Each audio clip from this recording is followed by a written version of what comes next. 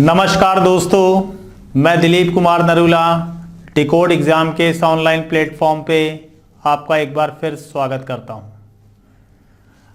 आज हम लोग मैथ के एक और इम्पॉर्टेंट चैप्टर को लेके आए हैं। एक और इम्पॉर्टेंट टॉपिक रेलगाड़ी। रेलगाड़ी से संबंधित क्वेश्चन हमारे पास आते हैं, एग्ज़ाम में बहुत पूछे जाते हैं। और इसके बाद जो क्रम चलना है, रेलगाड़ी से रिलेटेड, समय दूरी से रिलेटेड, दूरी वाले क्वेश्चनों से रिलेटेड 3 चैप्टरों की ग्रुपिंग चलती है इसमें। कि जैसे इस समय आप पहले पढ़ेंगे रेलगाड़ी, उसके कॉन्सेप्ट को समझेंगे और उसका आधे से ज़्यादा कॉन्सेप्ट इसके अगले टॉपिक नाव और धारा वाले में भी चलना है। और इसी का कॉन्सेप्ट अगले तीसरे चैप्टर समय दूरी, इसमें भी चलना है। तो यानी ये जो 3 चैप्टर का एक सीक्वेंस है, उसके लिए अगर आप बेसिक इस चैप्टर की अच्छे से पढ़ते हैं तो उसी बेसिक को केवल हल्का सा रिवाइज करवा के सेकेंड चैप्टर में भी काम आनी है और इसके बाद के थर्ड चैप्टर पे भी काम आती हैं। तो इस सीक्वेंस का ध्यान दीजिएगा थोड़ा। और आज हम लोग पढ़ेंगे रेलगाड़ी से संबंधित क्वेश्चंस के बारे में, लेकिन उसके पहले उसके बारे में जानेंगे, रेलगाड़ी से संबंधित कॉन्सेप्ट के बारे में जानेंगे कि क्या क्या चीज़ें, क्या क्या बारीकियाँ हम लोग को समझनी है। एक क्रमबद्धता के साथ किसी भी चैप्टर के क्वेश्चन लगाते समय प्रॉब्लम कब नहीं आती, जब आप उस चैप्टर के बारे में जानते हैं, उसके बेसिक कॉन्सेप्ट के बारे में जानते हैं, किस किस टाइप के क्वेश्चंस आते हैं उसके बारे में जब पहुंचते हैं, उसके बाद उसकी प्रॉब्लम नहीं आती है। तो हम लोग बढ़ते हैं अपने इस रेलगाड़ी के चैप्टर के कॉन्सेप्ट के बारे में कि ट्रेन से संबंधित, रेलगाड़ी से संबंधित क्वेश्चन लगाने से पहले किन किन कॉन्सेप्ट और किन किन चीज़ों का ध्यान देना होता है, कैसे पहचान की जाती है कि हमको किस चीज़ का आंसर कैसे निकालना है। तो हम लोग बढ़ते हैं अब रेलगाड़ी से संबंधित कॉन्सेप्ट पे, इसके बारे में जानते हैं और उसके बाद फिर बढ़ेंगे इसके क्वेश्चनों पर। ट्रेन, रेलगाड़ी।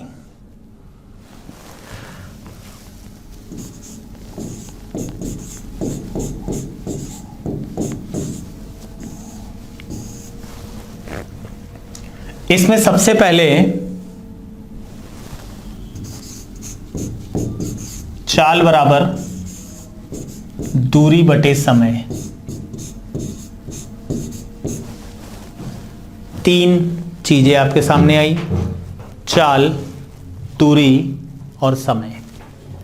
यानी हमको ये पता लग गया कि इन 3 चीज़ों में से 2 चीज़ों की जानकारी, 2 चीज़ों के बारे में क्वेश्चन में हमसे बताया जाएगा और तीसरे नंबर पे उसके बारे में पूछा जाएगा। तो रेलगाड़ी हो गया आपका, इस तरह के क्वेश्चन, समय दूरी से रिलेटेड क्वेश्चन, ये सब हमारे आते हैं। तो इसमें आपको यही 3 चीज़ें लगातार मिलती रहेंगी कि चाल, दूरी और समय, स्पीड, डिस्टेंस और टाइम। इनमें से किन्हीं 2 की जानकारी आपको वो क्वेश्चन में देगा और तीसरे के बारे में पूछा जाएगा। तो अगर इसमें आपसे समय पूछा गया है, समय बराबर क्या होगा, दूरी बटे चाल। दूरी बराबर पूछा जाए, दूरी बराबर क्या होगा, तो ये आता है चाल गुणे समय। 3 अज्ञात चीजें जिसमें से 2 के बारे में आपको जानकारी मिलेगी और तीसरी वैल्यू आपको निकालनी होती है। कि अगर चाल पूछी है तो दूरी और समय का ध्यान देना है, समय पूछा है तो दूरी और चाल के बारे में देखना है क्वेश्चन में कौन सी डाटा दी है हमको, और दूरी निकालनी है तो चाल और समय का ध्यान देना है। तो अब इसी के क्रम में अगर और आगे बढ़ा जाए कि अगर इसमें दूरी की बात की जाए, दूरी के कॉन्सेप्ट के बारे में आया जाए, लेकिन उससे पहले थोड़ा सा इसके बारे में और कि अगर चाल किलोमीटर प्रति घंटे में दी है, यानी चाल आपको क्वेश्चन में दे दी गई किलोमीटर प्रति घंटे में, 25 किलोमीटर प्रति घंटा, 30 किलोमीटर प्रति घंटा। तो इस चाल से हम लोग समझते क्या है कि ये क्या दिया हुआ है। किलोमीटर प्रति घंटा, हर 1 घंटे में चली गई किलोमीटर में दूरी, किलोमीटर प्रति घंटा लिखा है तो हर एक घंटे में ये समय हो गया और ये दूरी हो गई। दूरी को समय से भाग देने के बाद, दूरी को समय से भाग देने के बाद चाल मिलती है। यानी अगर हमको चाल दी है तो इसका मतलब वो दोनों चीजें एक साथ आपको दे रहा है, दूरी और समय। एक घंटे में कितनी दूरी आपने तय की, कितने किलोमीटर की दूरी तय की, उसके बारे में जानकारी। यानी अगर चाल किलोमीटर प्रति घंटे में दी है तो हमको दूरी किलोमीटर में रखनी पड़ती है और समय घंटे में रखना पड़ता है। इसका ध्यान कि अगर चाल किलोमीटर प्रति घंटे में है तो दूरी किलोमीटर में और समय घंटे में चाहिए। इसी जगह अगर चाल मीटर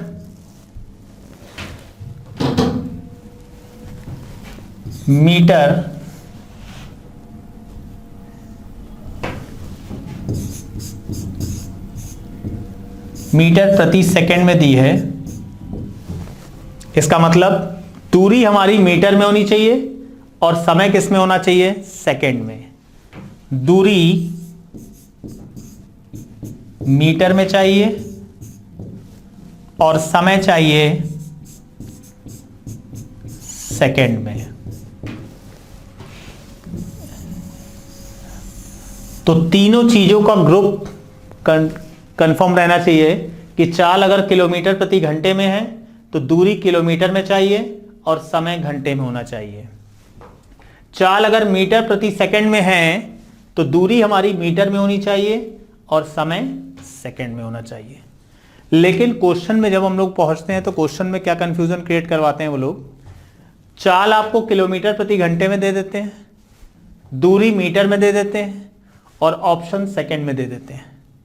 लेकिन हम लोग को क्या करना है कि अगर इस ग्रुप में रख रहे हैं तो तीनों चीजें सेम ग्रुप की होनी चाहिए, यहां पे रख रहे हैं तो तीनों चीजें सेम ग्रुप की होनी चाहिए। यानी ऑप्शन डिसाइड करेगा कि हमको किस ग्रुप में जाना है। अगर ऑप्शन में मान लीजिए सेकंड में दिया है तो हमको इस ग्रुप में आना है, मीटर में दिया है तो इस ग्रुप में जाना है, इधर दिया है किलोमीटर में, इस ग्रुप में जाना है। तो इस ग्रुप से पहचान करनी है हमको कि हमको किस ग्रुप में पूरी चीजों को कन्वर्ट करके रखना है। तो क्वेश्चन में अगर चाल आपको किलोमीटर प्रति घंटे में दी है, दूरी मीटर में और समय सेकंड में है, तो तीसरी चीज भी इसी की कन्वर्ट कर लेते हैं कि चाल किलोमीटर प्रति घंटे में है तो उसको चेंज करना पड़ेगा हमको मीटर पर सेकंड में, या मीटर पर सेकंड से किलोमीटर प्रति घंटे में। यानी अब सबसे पहले कॉन्सेप्ट पे हमको पहुंचना है कि चाल किलोमीटर प्रति घंटे में दी हो तो उसको मीटर पर सेकंड में कैसे चेंज करते हैं, या चाल मीटर प्रति सेकंड में दी है तो उसको किलोमीटर प्रति घंटे में कैसे बदलते हैं। तो इसके लिए हम लोग को ध्यान देना है 1 किलोमीटर पर आवर, 1 किलोमीटर प्रति घंटा बराबर होता है 5/18 मीटर पर सेकेंड। 1 किलोमीटर प्रति घंटा बराबर होता है 5/18 मीटर प्रति सेकेंड। अब ये कहां से आया, ध्यान दीजिएगा थोड़ा सा। किलोमीटर से मीटर में बदला। 1 किलोमीटर में कितने मीटर होते हैं, 1 किलोमीटर बराबर होता है 1000 मीटर। तो 1 से 1000, यहां पर आ गया 1000। घंटे से सेकंड में बदला। 1 घंटे में कितने सेकंड होते हैं, 1 घंटे में होते हैं 60 मिनट और 1 मिनट में होते हैं 60 सेकंड। यानी 60 का 60 से मल्टीप्लाई कर दे तो 1 घंटे में सेकंडों की संख्या आ जाएगी 3600। यानी यहां पर हमने रखा 3600, 0000 कैंसिल, 2 से डिवाइड किया तो ये वैल्यू आ गई 5/18, 5/18।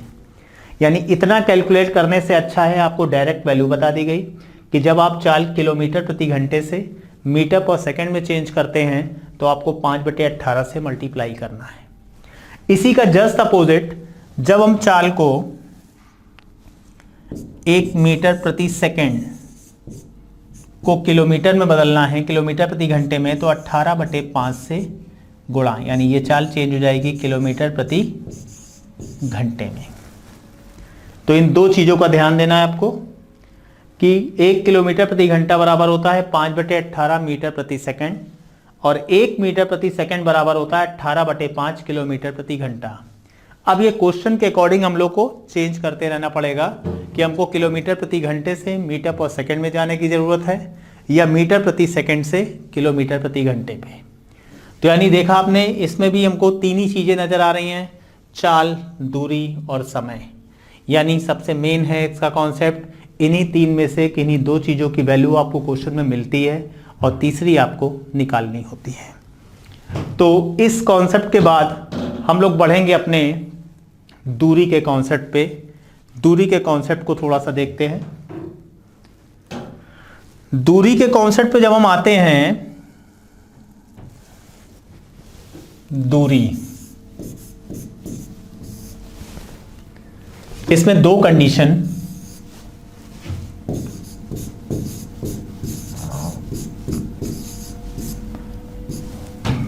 जब कोई रेलगाड़ी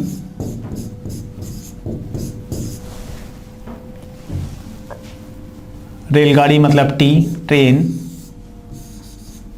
किसी व्यक्ति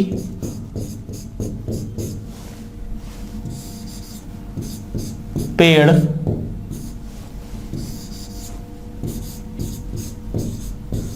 खंबा और किलोमीटर वाला पत्थर, इन चार में से किसी को भी क्रॉस करती है, फर्स्ट, सेकेंड, थर्ड, फोर्थ। जब कोई रेलगाड़ी किसी व्यक्ति, पेड़, खंबे और किलोमीटर वाले पत्थर में से किसी को भी पार करती है तो हमको ये ध्यान रखना है, तो वह सिर्फ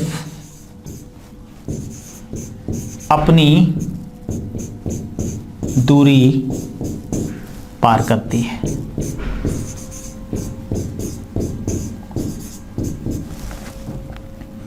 ओनली टी। अब इसको समझते हैं कि एक रेलवे ट्रैक पे या एक व्यक्ति कहीं खड़ा है, उसको ट्रेन पार करते हुए निकल गई। अब ट्रेन के सापेक्ष अगर हम उस व्यक्ति की लंबाई की गणना करें तो नगण्य है, ना के बराबर है। एक पेड़ है, उसको एक रेलगाड़ी पार कर गई। पेड़ से और रेलगाड़ी का कंपेयर करें, अंतर लें, तो रेलगाड़ी की लंबाई और पेड़ की लंबाई, पेड़ में ऊंचाई हो गई लेकिन लंबाई नहीं है ज़्यादा। ट्रेन के सापेक्ष उसकी लंबाई की गणना नहीं की जा सकती, ना के बराबर है। किलोमीटर वाला पत्थर है, सड़क के किनारे लगे होते हैं जो, अब उसको रेलगाड़ी क्रॉस करती हुई निकल गई तो ना के बराबर उसकी लंबाई है रेलगाड़ी के संदर्भ में। इसी तरह पेड़ है, खंबा है, व्यक्ति है या किलोमीटर वाला पत्थर है। तो इसमें हम लोग को ध्यान देना है कि जब इस तरह की कंडीशन, चार में से कोई एक कंडीशन आपको अगर दी है तो इसका मतलब उस कंडीशन में आपको ध्यान रखना है कि रेलगाड़ी केवल अपनी लंबाई पार कर रही है। यानी रेलगाड़ी किसी व्यक्ति, पेड़, खंबे या किलोमीटर वाले पत्थर में से किसी को भी पार करती है तो रेलगाड़ी सिर्फ और सिर्फ अपनी लंबाई पार करती है। ठीक है, अब इसके बाद बढ़ते हैं हम लोग उसके सेकंड पार्ट पे।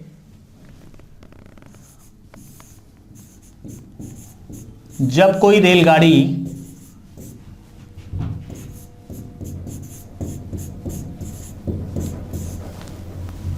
मतलब टी, किसी अन्य रेलगाड़ी को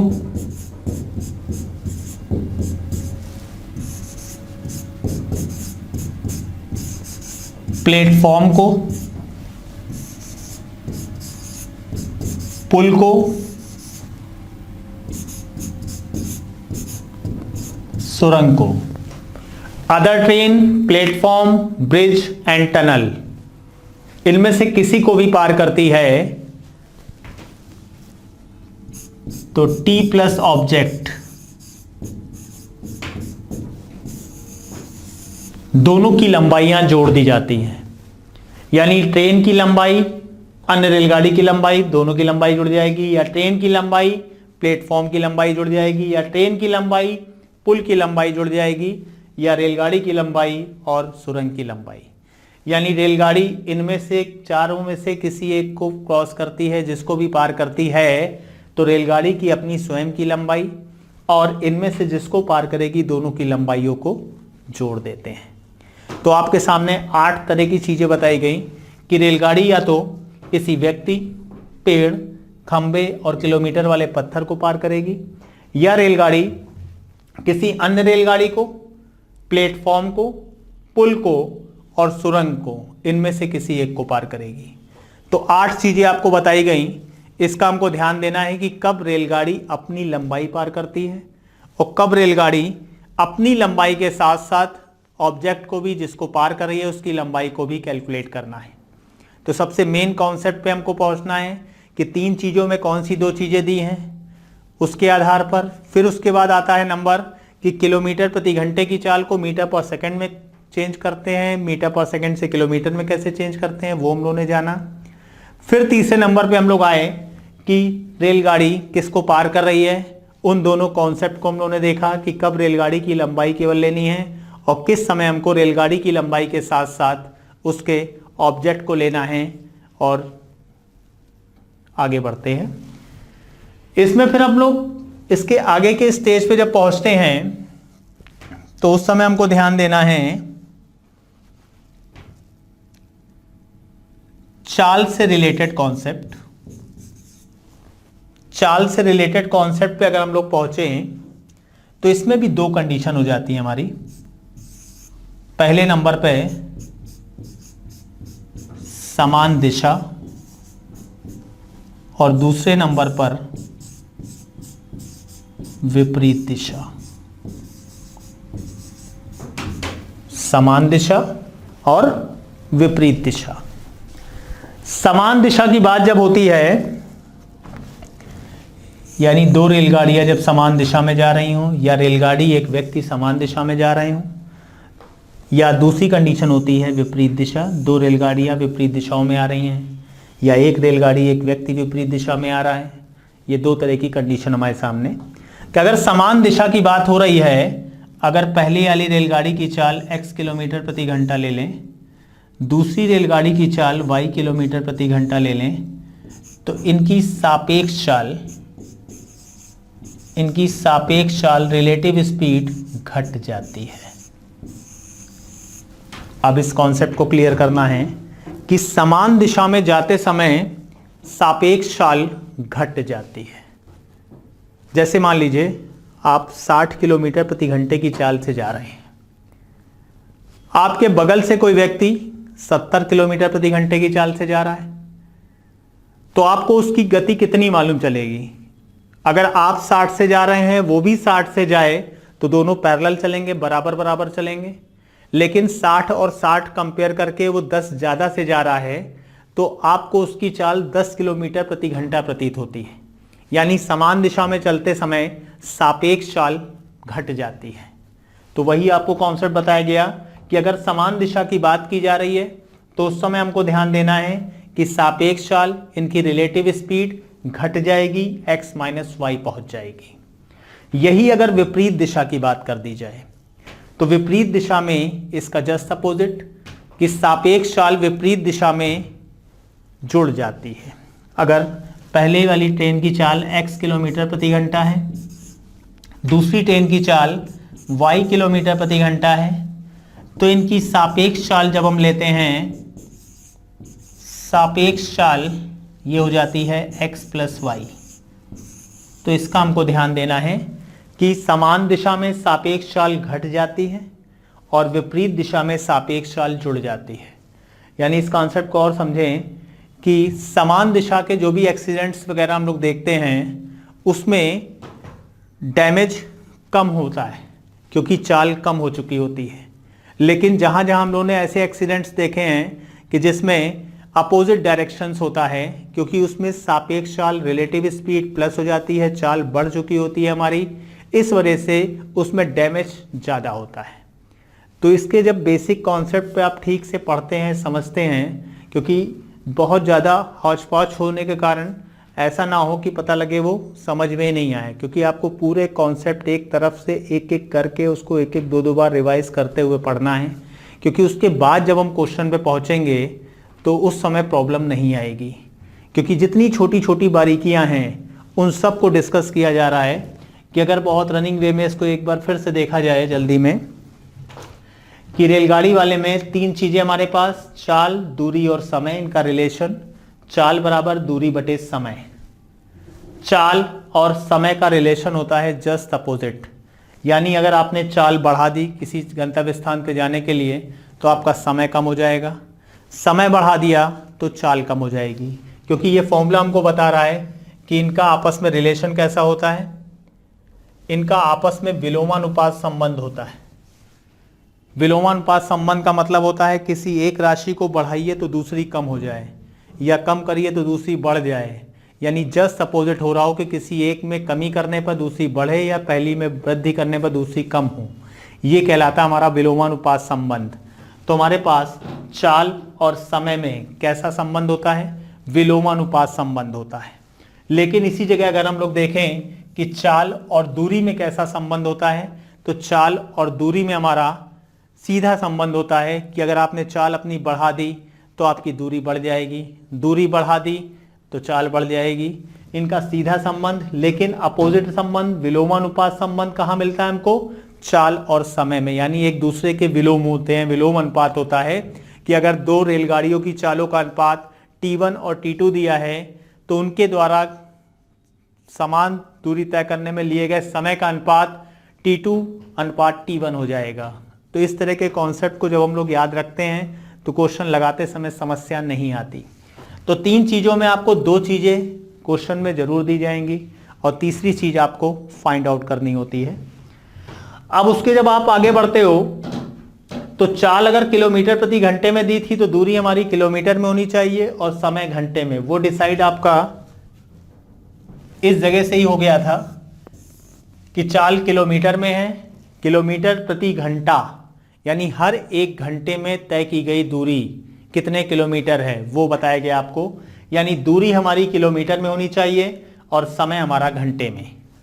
इसी जगह अगर चाल मीटर प्रति सेकंड में दी है तो दूरी मीटर में और समय सेकंड में।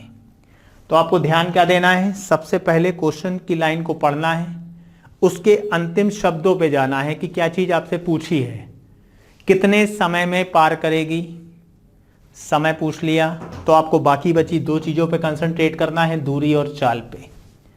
दूरी और चाल की जब बात होगी तो दूरी का कॉन्सेप्ट आता ही हमारे पास, दूरी से संबंधित जो कॉन्सेप्ट अभी हम लोगों ने क्लियर किया कि रेलगाड़ी किसको पार कर रही होगी, उस समय रेलगाड़ी की लंबाई लेनी है कि रेलगाड़ी के साथ ऑब्जेक्ट की लंबाई भी लेनी है, इस पे ध्यान। और उसके बाद चाल पे ध्यान देंगे। तो चाल पे ध्यान देने के लिए हमारे पास जो कॉन्सेप्ट था चाल वाला कि समान दिशा में जा रही है कि विपरीत दिशा में जा रही है। तो इसके क्वेश्चन लगाते समय जब तक आप इसके कॉन्सेप्ट को बहुत बारीकियों से पढ़ते हुए आगे नहीं बढ़ेंगे तब तक ये समस्या का कारण बना रहेगा। लेकिन शुरुआत से पढ़ते हुए जब हम लोग लास्ट तक जाते हैं तो क्वेश्चन कठिन लगता है। जो आपको तरीका बताया गया कि इसको लास्ट लाइन पे, समय दूरी वाले पे आप लास्ट लाइन पे पहले जाइए कि हमको इन 3 में से कौन सी चीज़ निकालने के लिए कहा जा रहा है, उस चीज़ को छोड़ के बाकी 2 चीज़ों पे क्वेश्चन पे कंसंट्रेट करिए, उसको समझिए कि बाकी 2 चीज़ें क्या क्या दी हैं। उसको समझते ही आप जब क्वेश्चन को सॉल्व करते हैं तो वो क्वेश्चन जल्दी सॉल्व किया जा सकता है। तो इतने कॉन्सेप्ट के साथ जब हम लोग बढ़ेंगे अपनी अगले लेक्चर में तो अब हम लोग इसके कॉन्सेप्ट को समझने के बाद इसके क्वेश्चंस पे उतरेंगे, इसके क्वेश्चंस को कैसे लगाया जाए उनको देखेंगे। तो अगले लेक्चर में हम लोग मिलेंगे इनके क्वेश्चनों के साथ।